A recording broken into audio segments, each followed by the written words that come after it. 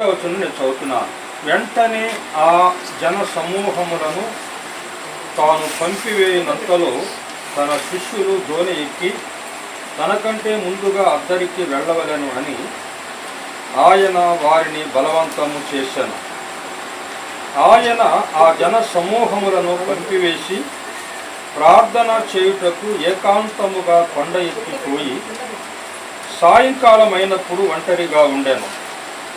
అప్పటికా దోణి దరికి దూరముగా నుండగా గాలి ఎదురైనందున అలల వలన కొట్టబడుచుండెను. రాత్రి 4వ జామున ఆయన సముద్రం మీద నడుచుచు వారి వద్దకు వచ్చాను. ఆయన సముద్రం మీద నడుచుట శిష్యులు చూచి తొందరపడి భూతమని చెప్పుకొని భయము చేత కేకలు వేసిరి. వెంటనే యేసు ధైర్యము తెచ్చుకొనుడి, నేనే, భయపడకుడని వారితో చెప్పగా, పేతురు, ప్రభువా, నీవే అయితే నీళ్ల మీద నడిచి నీ వద్దకు వచ్చుటకు నాకు సెలవిమ్మని ఆయనకు అనెను. ఆయన రమ్మనగానే పేతురు దోణి దిగి యేసునొద్దకు వెళ్ళుటకు నీళ్ల మీద నడిచెను. గాని గాలిని చూచి భయపడి మునిగిపోసాగి, ప్రభువా, నన్ను రక్షించుమని కేకలు వేశాడు. వెంటనే యేసు చేయి చాపి అతని పట్టుకొని, అల్ప విశ్వాసి, ఎందుకు సందేహపడితివని అతనితో చెప్పాను. వారు దోణి ఎక్కినప్పుడు గాలి అణిగాను. అంతటా దోణిలో ఉన్నవారు వచ్చి, నీవు నిజముగా దేవుని కుమారుడవని చెప్పి ఆయనకు మ్రొక్కిరి.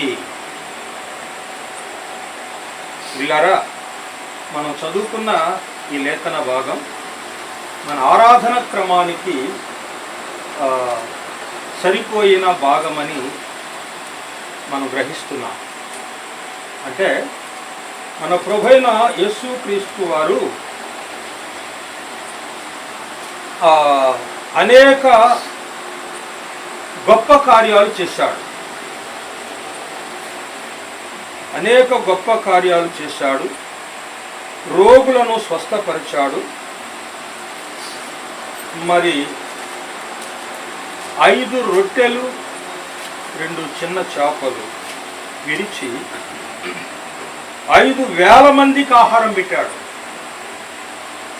పెట్టిన తర్వాత ఆ జన సమూహాన్ని అంతా ఆయన పంపించి వేసి తన శిష్యులను దోణి ఎక్కించి సముద్రం అద్దరికి వెళ్ళండి, నేను తర్వాత వస్తానని వారిని పంపాడు. వారు ఆ రాత్రంతా సముద్రం మీద నావలో ప్రయాణం చేస్తున్నారు. ప్రభు తెల్లవారుజామున 4వ జామున తెల్లవారుజామున నీళ్ల మీద నడుస్తూ వారి మధ్యకు వచ్చాడు. దగ్గరకు వస్తూ ఉంటే వాళ్ళు చూసి భయపడ్డారు. భూతము దయ్యము, భూతము దయ్యం, అయ్యో అయ్యో ఇంకేముందని కేకలేశారు. కానీ ప్రభు, పేతురు, అంద్రేయ, యోహాను, యాకోబు, భయపడవద్దు, నేను ఈ ప్రభువునని చెప్పాడు. ఆ మాట వినగానే ప్రభు నీళ్ల మీద నడిచి వస్తున్నాడు అని వారు ఆశ్చర్యంతో చూస్తూ ఉంటే, పేతురు తొందరపాటుగా మాట్లాడేవాడు, తొందరపాటు చేసేవాడు గనక తొందరపడి పేతురు అన్నాడు, ప్రభువా, నీవైతే నేను కూడా నీళ్ళ మీద నడిచి వస్తానన్నాడు. సరే రమ్మని ప్రభు అనగానే పేతురు దోణి దిగి రోడ్డు మీద నడిచినట్లుగా సముద్రం మీద నీళ్ల మీద నడిచి ప్రభుకి ఎదురొస్తున్నాడు. కొంత దూరం వచ్చిన తర్వాత పేతురు ఏం చేశాడంటే, ఆహా, నేను కూడా ఈ సముద్రం మీద నడుస్తున్నానే, ఈ గాలి వంక, ఈ సముద్రం మీద వచ్చే గాలి వంక, సముద్ర వంక, దాని అలల వంక చూశాడు. ప్రభు మీద ఉన్న దృష్టి మరల్చి ఎప్పుడైతే సముద్రం వైపు చూశాడో అతడు మునిగిపోసాగాను అని. అవునా? అప్పుడు పేతురు 2 చేతులు పైకెత్తి, ప్రభువా, నన్ను రక్షించు అన్నాడు.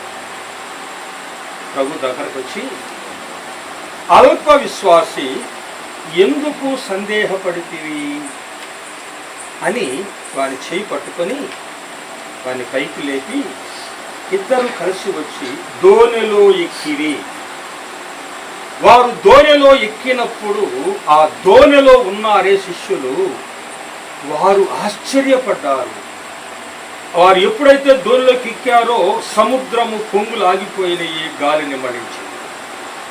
దానికి వారు ఆశ్చర్యపడి అన్నారు, ప్రభువా, నీవు నిజముగా దేవుని కుమారుడవని మేము నమ్ముతున్నావని ఆయన ఎదుట ధోనిలో ఉన్నవారు ఆయన ఎదుట సాగిలపడి ఆయన పూజించారు, ఆయన ఆరాధించారు.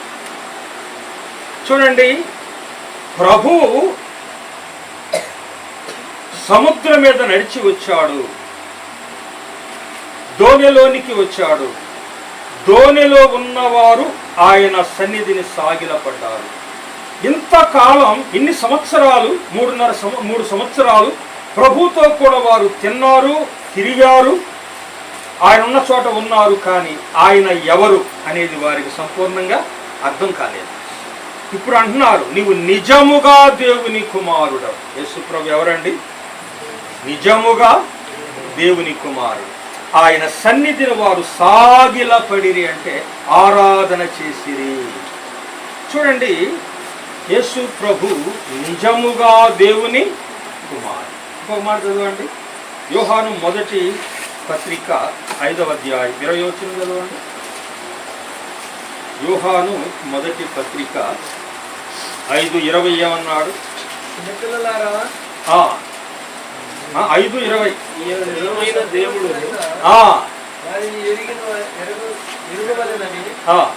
దేవుని కుమారుడు వచ్చి మనకు విమోచనను అనుగ్రహించున్నాడని ఎరుగుదుము. దేవుని కుమారుడైన యేసుక్రీస్తునందు వారమై 5:20 ఏమన్నాడు? యేసుక్రీస్తునందు ఉన్నవారమై సత్యవంతుని యందు ఉన్నాము. ఆయనే యేసుక్రీస్తే నిజమైన దేవుడు. ఎవరండి? యేసుక్రీస్తు ఎవరు? నిజమైన దేవుడు. లూకాసు వార్త 23:47. లూకాసు వార్త 23:47 ఏమన్నా? శతాధిపతి జరిగిన దాన్ని చూసి ఈ మనుషుడు నిజముగా నీతిమంతుడు. యోహాను సువార్త 4:42. మనం పూజించే దేవుడు, మనం ఆరాధించే దేవుడు ఎవరు అని ఎరిగి ఆరాధించాలి, ఎరిగి పూజించాలి, ఎరిగి ఆయన్ని సేవించాలి. ఎరగకుండా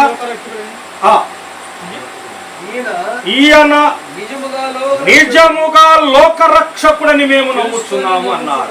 చూచారా, యేసుక్రీస్తు ఎవరు? ఇదిగో 3 సంవత్సరాలు ఆయనతో కూడా ఉండి రొట్టెలు తిని అనేక అద్భుతాలు చూసి ప్రభుతో కూడా నడిచి ప్రభు దగ్గర ఉన్న ఆ స్థలంలో నివసించి ఆయన ఎవరో వారికి గుర్తు కాలేదు.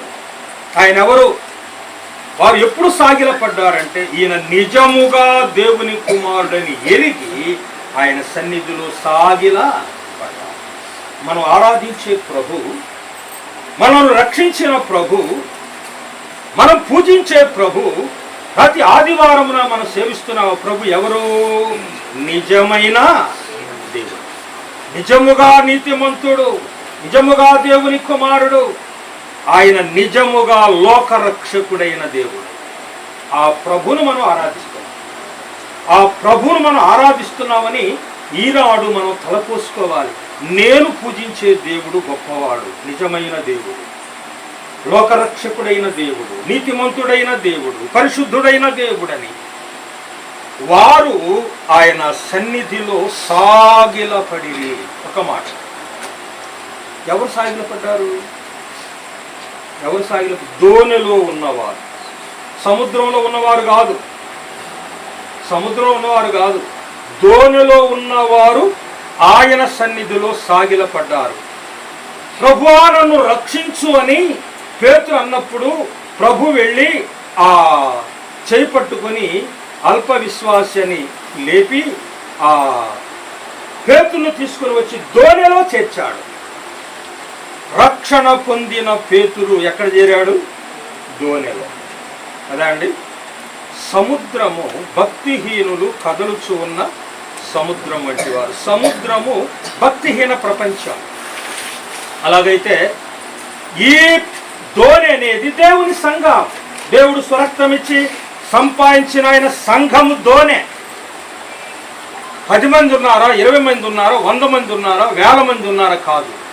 ఎంతమంది ఉన్నా, 10 మంది ఉన్నా ఆయన సంఘముగా కూడుకున్నాము అంటే దేవుడు స్వరక్తమిచ్చి సంపాదించిన సంఘం అది. అది విలువైనది. దేవుని దృష్టి నిలిచి ఉన్న సంఘం అది. అది పరిశుద్ధ సంఘం. ఆ సంఘములో నేనున్నాను అనేది మనం గుర్తించాలి. ప్రభునందు విశ్వాసం ఉంచి రక్షణ పొంది బాప్తిస్మము పొందిన వారు మాత్రమే ఆ సంఘములో సభ్యులుగా చేర్చబడ్డారు కదండి. మన ప్రభు ఆ సముద్రం మీద నడిచి వచ్చాడు అంటే సముద్రం ఆయన పాదాల క్రింద ఉంది. సముద్రాన్ని ఆయన జయించాడు. భక్తిహీన ప్రపంచాన్ని ఆయన జయించాడు. పాప మరణాలను ఆయన ఓడించాడు. కల్వరి శిలువలో తన రక్తాన్ని చిందించి మరి ఆ ప్రాణం పెట్టి ఆయన సమాధి చేయబడి 3వ దినాన్ని తిరిగి లేచి ఆయన పరలోకానికి ఆరోహుడై వెళ్ళాడు. కనుక ప్రియులారా, యేసు ప్రభుని నమ్మినవారు, బాప్తిస్మము రక్షణ పొందినవారు, బాప్తిస్మము పొందినవారు ఈ సంఘములో చేర్చబడ్డారు. ఆయన శరీరానికి సూచనగా ఇచ్చిన ఈ రొట్టె అంటే మామూలు రొట్టె అనుకోవద్దు. ఇది మామూలు రొట్టె అనుకోవద్దు. ఆయన శరీరానికి సూచనగా ఇచ్చాడు. ఏమన్నాడు? ఇది నా శరీరము, ఇది నా రక్తం అన్నాడు. నా శరీరమును తిని నా రక్తము త్రాగువాడు నిత్య జీవము గలవాడు, వానిని అంత్యదినము నేను వానిని లేపుతానన్నాడు. లేపుతాడు. ఆయన మరణములో నుండి జీవములోనికి దాటించినవాడు. కనుక ఈ రొట్టె మామూలు రొట్టె అనుకోవద్దు, ఈ రసము మామూలు రసం అనుకోవద్దు. ఆయన శరీరము, ఆయన రక్తము. ఆయన శరీరము పరిశుద్ధమే, ఆయన రక్తము పరిశుద్ధం. ఈ పాత్రలో చేవేసేవారు పరిశుద్ధులుగా ఉన్నప్పుడే చేయాలి. మళ్ళీ మనం పరీక్ష చేసుకోవాలి. పాత్రలో చేసేటప్పుడు మళ్ళీ మనం పరీక్ష చేసుకోవాలి. నేను పాత్రలో చేయదగునా అని లేదా. కనుక మనం ప్రభుని ఆరాధిస్తున్నాం, ఆయన శరీరాన్ని మనం భుజిస్తున్నాం, ఆయన రక్తాన్ని మనం సేవిస్తున్నాం. కనుక పవిత్రంగా ఈ యొక్క ఆరాధన మనం ఆచరించాలి.